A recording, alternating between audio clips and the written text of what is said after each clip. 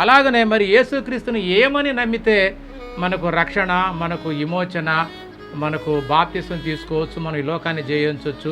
ఏ విశ్వాసం అనేది?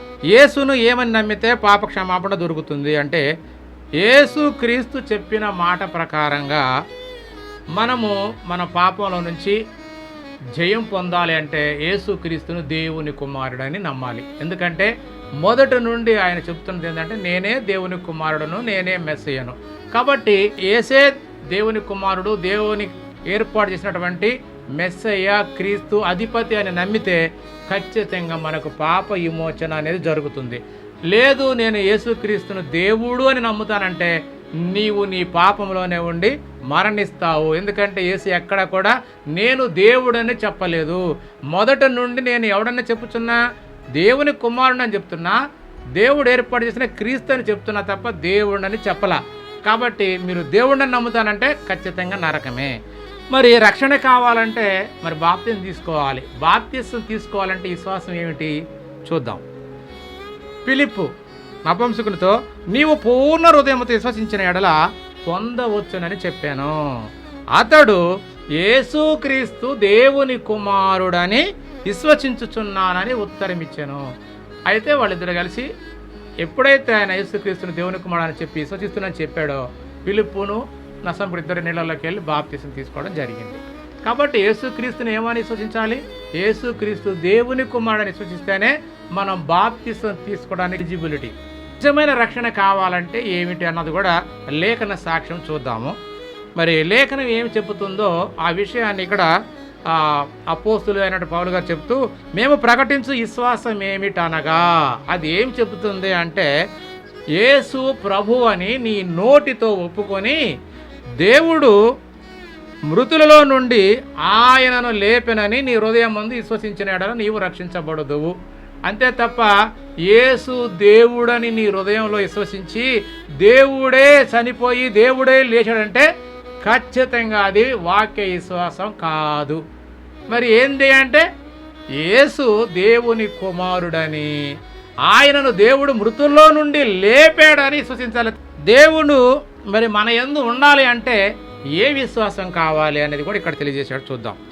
యేసు దేవుని కుమారుడని ఎవడు ఒప్పుకొనునో వానిలో దేవుడు నిలిచి ఉన్నాడు, వాడు దేవుని యందు ఉన్నాడు అంటున్నాడు.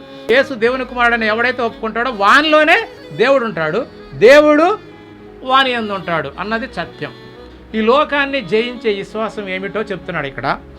యేసు దేవుని కుమారుడని నమ్మువాడు తప్ప, యేసు దేవుని కుమారుడని నమ్మువాడు తప్ప ఈ లోకమును జయించువాడు మరి ఎవడు అంటే ఎవడో లేడండి. యేసుక్రీస్తు దేవుడి కుమారుడు కాకుండా యేసుక్రీస్తును నువ్వు ఏవని దేవుడని నమ్మినా, తండ్రి అని నమ్మినా, ఇక ఏవని నమ్మినా నీవు ఈ లోకాన్ని జయించలేవు. ఒక్క యేసుక్రీస్తు దేవుని కుమారుడని నమ్మితే తప్ప నువ్వు ఈ లోకాన్ని జయించలేవు. ఇది వాక్యం చెప్తున్నటువంటి మాట. మరి పౌలు గారు ఇంకొక మాట అంటాడు, ఎవరిలోనైతే పరిశుద్ధాత్మ ఉంటాడో, ఎవరైతే పరిశుద్ధాత్మ నడిపింపబడతారో వాళ్ళు ఖచ్చితంగా యేసుక్రీస్తుని ఏమని ఒప్పుకుంటారో ఇక్కడ రాయబడింది. ఆ మాట చూద్దాము.